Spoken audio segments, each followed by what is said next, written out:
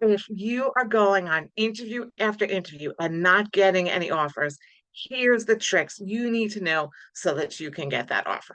So, number one, if you have interview after interview, your resume, check. That's cool. You don't need to spend time working on your resume. You know how to do that. That part's working. It's what's happening at the interview that's not working. Okay. So, number one, companies want you to know about them. Okay. And more than what's just listed on the job posting. We research everything in our lives, right? We can't even go to the store and buy a new shampoo without going on our phones and researching, right? Who likes it, what the reviews, who doesn't like it, is it going to strip my color? Right? Yet we go on a job interview, and we spend most of our life at our jobs. And people go in unaware of what the job is, the company, the culture, understanding who the competitors are, know about company, know about the position, know about the industry. Do your homework in advance of that interview. You cannot be too prepared for that. It is going to make a tremendous difference in how you perform on that interview and how they see you.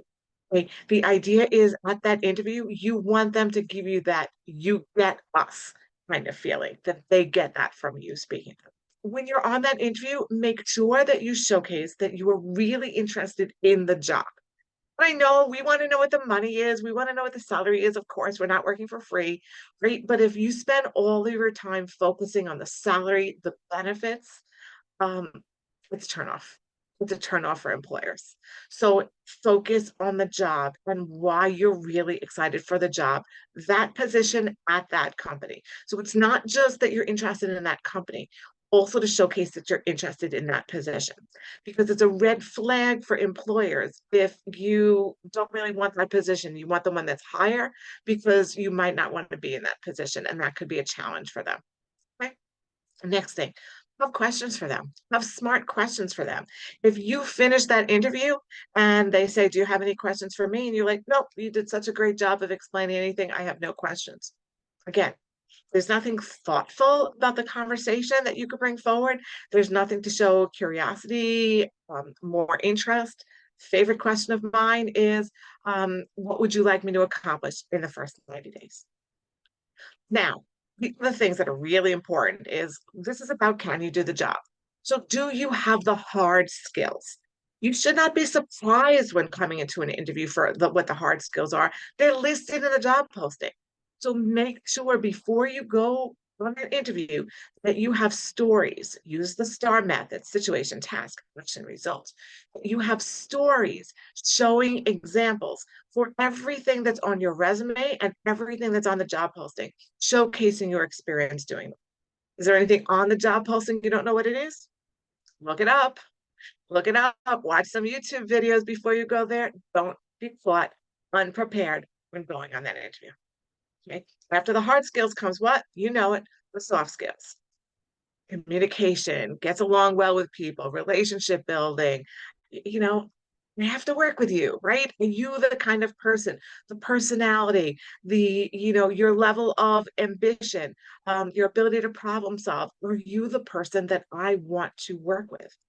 What was the interaction? This is a really important one. What was the interaction in setting up this interview? Was it smooth and easygoing, or did you bombard me with 1,000 questions? Another question, another question, another question. And was that communication very challenging for the recruiter to have with you because you kept sending them so many emails in between, didn't check your spams and didn't follow up, or maybe you were late for the interview? That's indicative of how you're going to be as an employee. So if that was a challenging experience for them, then you're not going to be moving to the next level of that interview. You're not going to be getting the job. Okay. So look at all of these things when you are considering the interview, right? And then on top of that, how do you show up? How do you get dressed? How do you communicate?